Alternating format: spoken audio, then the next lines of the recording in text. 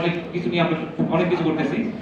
গত 15 বছর ধরেও যারা প্রবাস থেকে আসছেন, আপনাদেরকে অনেকে বলছে যে পরিবারের ভাই বোনদের কেউ না কেউ তো আছে। প্রবাসীরা তাদের ব্যবহৃত মোবাইল ফোন একটা বা দুইটা যা থাকে, এটার বাইরে দুইটা মোবাইল ফোন প্রবাসীরা আনায়াসে আনতে পারছে সবসময়। এটা নিয়ে খুব বেশি বাধা কখনো দেয়নি। দুইয়ের অধিক যখন হয়ে গেছে হয়তো সেটা নিয়ে ওরা ঝামেলা হতে পারে, কিন্তু দুইটা মোবাইল ফোন আনতে পারছে।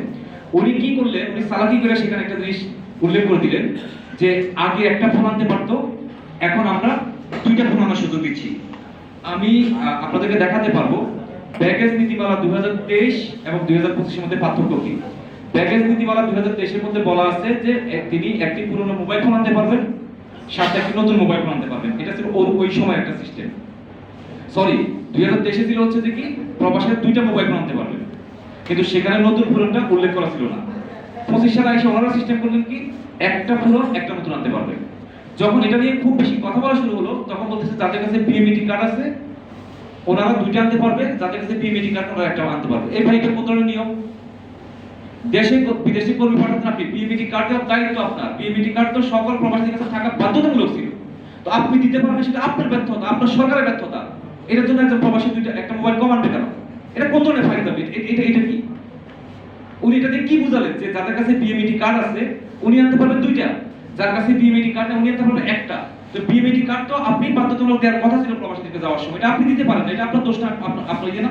আরেকটা জিনিস আসলে উনি এই যে সরকারের 1.5 বছরের এর মধ্যে উনি লিখছে যে আমরা 100 টাকা বিমানবন্দরে র‍্যাপিং করে দিচ্ছি, মানে এই যে ব্যাগেজটা নিয়ে যাচ্ছে র‍্যাপিং করে দিচ্ছি।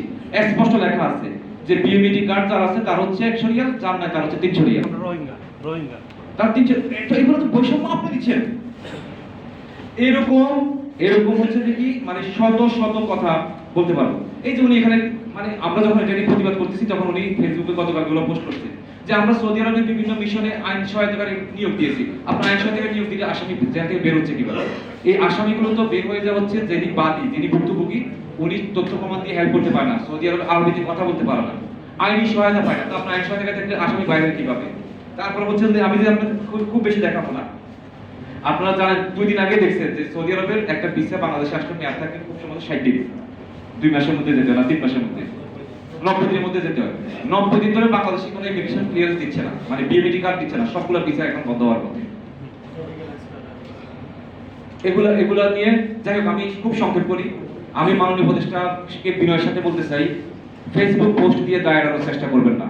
আর আপনি আপনার অভিজ্ঞতা খুবই কম এই সেক্টরে। আমরা একটা চিঠি দিয়েছিলাম যে আমরা আপনার সাথে একটু আলোচনা করতে চাই, আপনাকে বিভিন্ন আমরা যে তথ্যগুলো জানি সেটা দিয়ে আপনার সাথে কাজ করতে চাই, সহযোগিতা করতে চাই। উনি সময় দিতে পারেননি।